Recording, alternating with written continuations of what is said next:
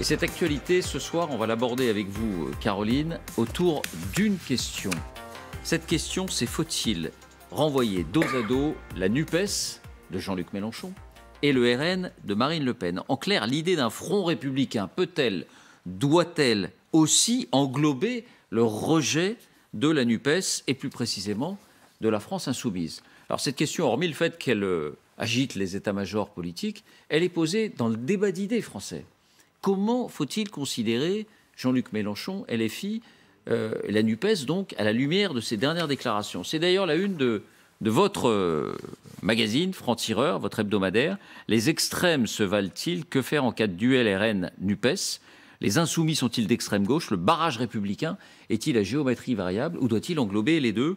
Avec ce dessin de Lemeur en une, un balancier, Marine Le Pen d'un côté, Jean-Luc Mélenchon qui est un peu grimé en Staline. Qui même en Staline, en statue de bronze, pèse toujours moins lourd du point de vue de l'extrémisme que Marine Le Pen en chat. Voilà. C'est vrai que dans les médias, dans l'esprit public, ça n'est pas la même chose. Mais faut-il ou pas les renvoyer dos à dos? Je vous propose d'abord d'écouter cette petite musique du côté de la majorité présidentielle qui consiste à dire, puisque aujourd'hui la NUPES est le principal adversaire de la majorité présidentielle dans ces législatives, attention, la France insoumise et cet accord de gauche d'une manière générale est aussi une menace, sinon pour la République, en tout cas pour nos institutions et pour le vivre ensemble. Écoutons. Quand on a des candidats NUP, très clairement, si on a affaire à un candidat qui ne respecte pas les valeurs républicaines, nous n'appelons pas à voter pour lui. Dans l'immense majorité des cas, c'est un duel entre notre majorité et NUPES, et donc un extrémisme de gauche, parfois anti-républicain. Le projet de la NUPES est anti-républicain, et Mélenchon, on le sait, son objectif, c'est le désordre, c'est au fond de faire chanceler nos institutions. Voilà, le ton monte contre Jean-Luc Mélenchon quand même. Faut-il les renvoyer dos à dos, Caroline? Alors, je peux comprendre qu'on parle des extrêmes par facilité de langage et qu'il existe une façon d'être extrémiste à droite, il existe une façon d'être extrémiste à gauche. Est-ce que ces façons d'être extrémistes se valent, David? Je ne le pense pas. Je ne le pense pas au regard de l'histoire. Je ne le pense pas au regard même de la résonance contemporaine. C'est-à-dire que, honnêtement, la résurgence du stalinisme n'est pas un danger qui plane sur la planète actuellement. C'est plutôt quand même encore de l'ordre du musée ou des manuels d'histoire, tandis que la résurgence d'une forme totalitaire d'extrême droite, c'est vraiment une menace qui pèse sur beaucoup de pays en ce moment. C'est une menace qui reste très contemporaine. Donc je comprends qu'on soit toujours beaucoup plus vigilant vis-à-vis du danger que peut représenter l'extrême droite.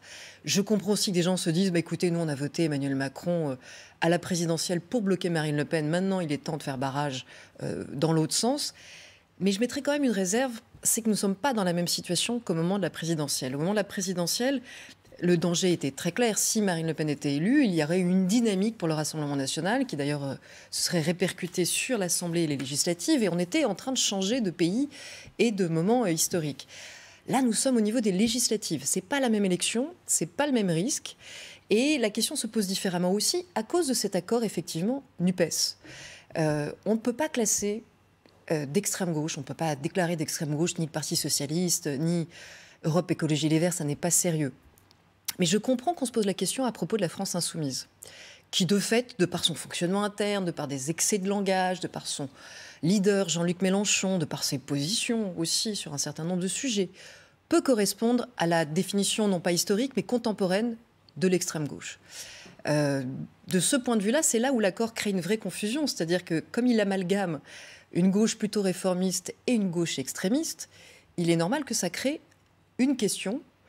Est-ce que finalement, quand on est devant un candidat de la France insoumise, donc pas NUPES et Europe Écologie Les Verts ou pas socialiste, mais un candidat de la France insoumise qui a des positions extrêmes, qui peuvent se rapprocher du Rassemblement national sur un certain nombre de sujets internationaux, mais aussi nationaux. L'attitude vis-à-vis de la Russie. Exactement, là, c'est la question de est-ce qu'il y a barrage républicain? Où est le barrage républicain? On va juste brosser quelques positions où ils se ressemblent. Et puis après, on rappellera ce qu'il est dissocié. Mais par exemple, au Parlement européen, il n'y a que LFI et le RN pour ne pas signer des résolutions qui condamnent la Wagner, le groupe des mercenaires russes, des résolutions sur l'Ukraine, des résolutions pour dénoncer la torture ou les pendaisons en Iran, pour dénoncer ce qui se passe avec Taïwan, pour ne pas fâcher la Chine. Alors tout ça au nom du souverainisme, mais d'un souverainisme qui fait quand même les beaux jours des tyrans de cette planète, sur lesquels et LFI et le RN se retrouvent.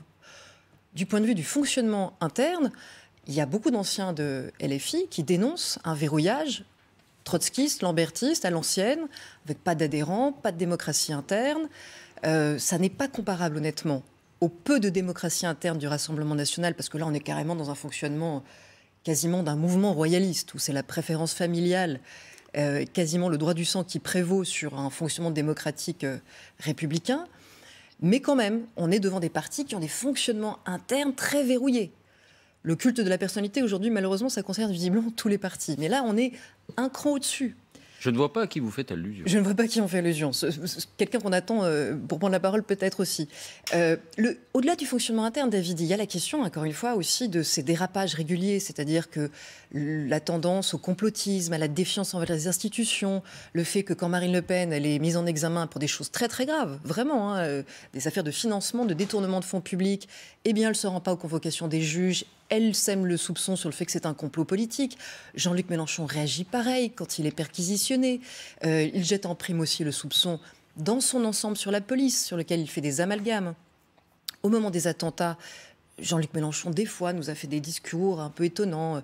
Il a sous-entendu que des attentats pourraient peut-être survenir de la main de qui on ne sait pas, pour divertir l'élection et pour faire diversion, ce qui est un discours totalement complotiste.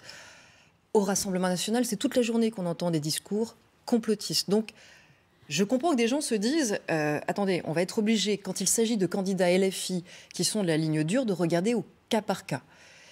Je rappellerai juste une chose qui, pour moi, interdit de les mettre sur la même balance, justement, LFI et le Rassemblement national, c'est que quand même, Marine Le Pen est la plus présentable de son camp.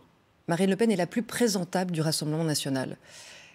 Jean-Luc Mélenchon incarne l'aile dure la plus extrême aujourd'hui et la plus radicale de cette coalition qu'est la NUPES.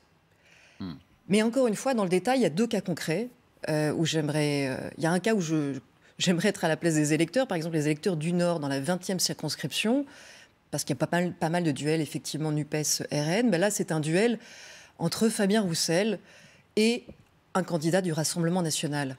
Dans ces cas-là, je crois que c'est assez facile de se dire que moins il y a de candidats du Rassemblement national à l'Assemblée, plus c'est bien pour la France et que donc c'est pas difficile de faire barrage et d'aller de voter pour Fabien Roussel pour faire barrage au Rassemblement national.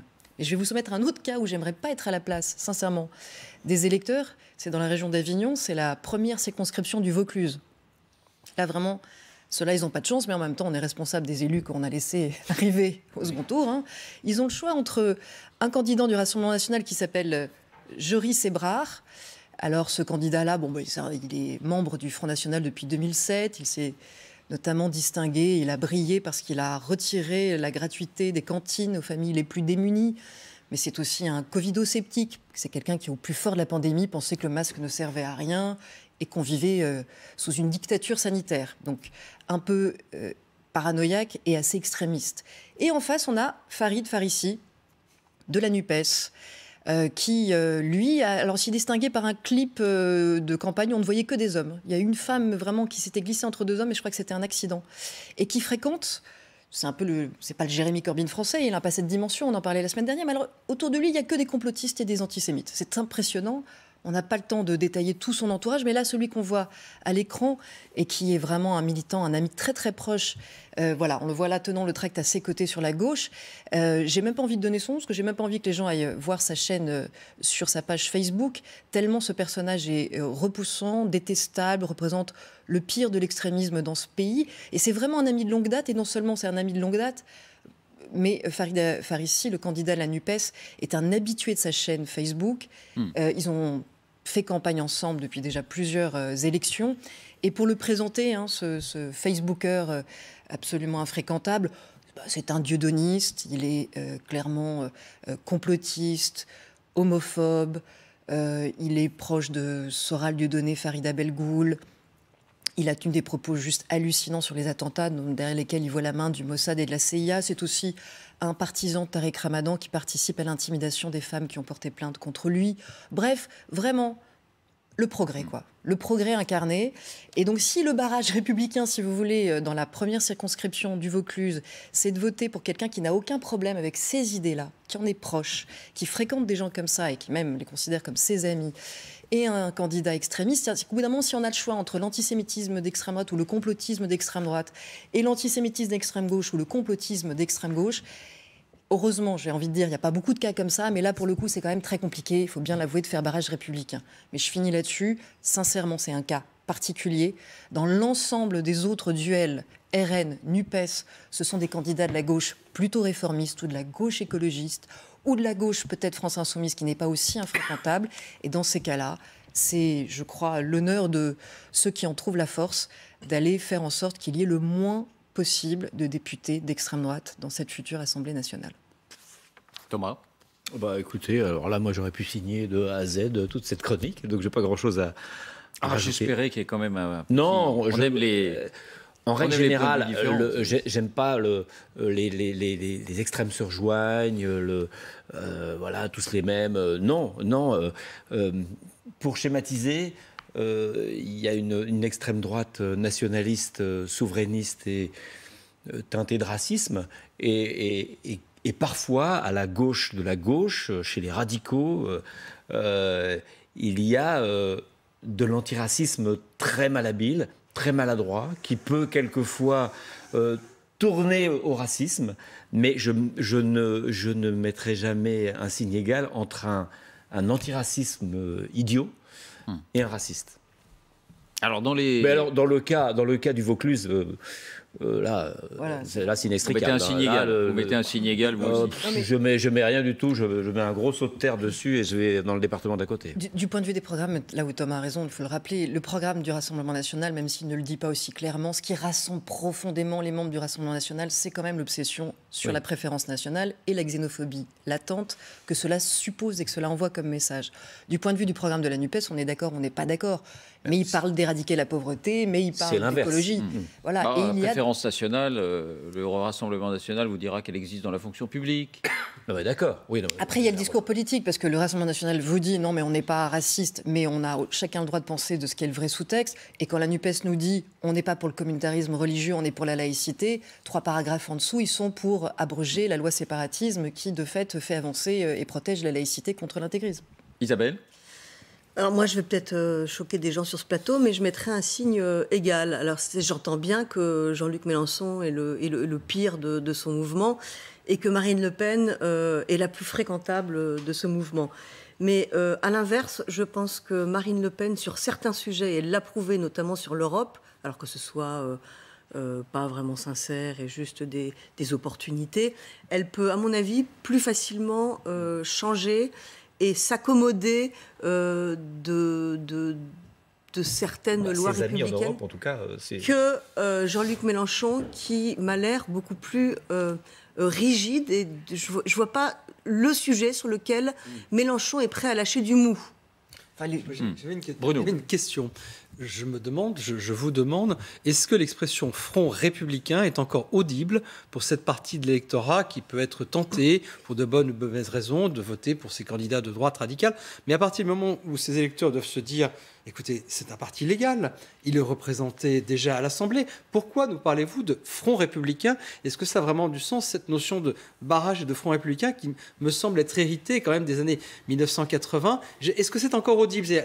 Ça n'est pas moi qu'il faut convaincre, mais peut-être ceux des électeurs qui peuvent légitimement se dire écoutez, qu'est-ce que c'est que ces gens qui vont nous dire voilà, on nous a déjà fait le coup. C'est ce que le regretté Laurent Bouvet appelait la gauche castor, parce que les castors ils passent leur temps à faire des barrages. Voilà, je me pose cette question. Mais je regrette, moi, que ça ne soit plus audible, parce que sincèrement, c'est pas parce que quelque chose est légal qu'il est républicain. Quand on entend républicain, c'est adhérer à un certain nombre de valeurs.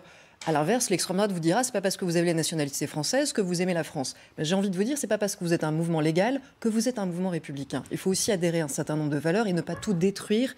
Et quand on connaît les tempéraments, les sous-textes, l'histoire de certains partis, les pratiques aussi au quotidien, on sait ce que ça donne une fois au pouvoir. Donc on a le droit d'alerter et de dire oui, il y a nécessité de se rassembler pour faire barrage à temps. Et moi je pense qu'on peut dire c'est plus audible, mais n'empêche que ça a encore marché la dernière fois. Et que si on n'avait pas eu un peu peur, on aurait Marine Le Pen présidente de la République. Et là, on ne serait pas en train d'attendre un Emmanuel Macron qui va peut-être ou pas un jour aller à Kiev. Là, je peux vous dire, elle serait déjà allée à Moscou. Ça change l'histoire quand même, d'avoir une présidente de la République qui serait peut-être déjà allée à Moscou pendant cette période. Donc, non, le barrage républicain, ça veut dire quelque chose. Moyens, en quelque sorte. Non, mais c'est pas ça. C'est que, encore une fois, quand il y a des choses qui peuvent vraiment changer un pays et lui faire tourner une sacrée page, c'est pas rien. Ensuite, ce que j'entends, c'est que quand on va dans le détail des candidats aux législatives, ce qui n'est pas la même dynamique que la présidentielle. Et donc, du coup, la question du barrage se pose néanmoins c'est pas la même chose, le signe égal, différemment. C'est pas la même chose, mais regardez, ce qui complique réellement les choses, c'est qu'on sait que quelques candidats de plus du Rassemblement national, comme on sait qu'ils ne travaillent pas, pardon de le dire, mais on les a déjà vus, les députés du Rassemblement national, quand ils sont dans une assemblée, ils ne travaillent pas beaucoup. Donc, moi, je pense que ça fait une différence, qu'il y en ait quand même 1 ou 2 ou 3 de plus. Symboliquement, c'est très important. Par contre, les députés de la NUPES, aujourd'hui, un certain nombre de députés qui tiennent des positions assez dramatiques pour la laïcité, pour certaines valeurs républicaines, qui sont des alliés de gens assez radicaux, sont déjà tous élus au premier tour, puisqu'ils ont eu les places réservées par la NUPES dans les circonscriptions de Seine-Saint-Denis, notamment les plus favorables. Et eux, ils vont faire une différence. C'est sûr qu'une assemblée avec beaucoup de Daniel Obono, d'Aurélien Taché, de Émeric Caron ou de je ne sais quoi, ça va faire une sacrée différence. Donc c'est pour ça que c'est plus compliqué. Et néanmoins, je le redis, vous avez compris que les gens que je viens de citer, je ne les porte pas dans mon cœur. Ça m'inquiète énormément de les voir rempiler l'Assemblée nationale. Je préfère néanmoins qu'il y ait le moins de députés du Rassemblement national possible, parce que là, encore une fois, ce sont des gens qui, en dehors des désaccords sur les valeurs républicaines et autres, ne sont pour moi que dans le fait de vouloir chercher des boucs émissaires au lieu de chercher des solutions. Merci Caroline, merci.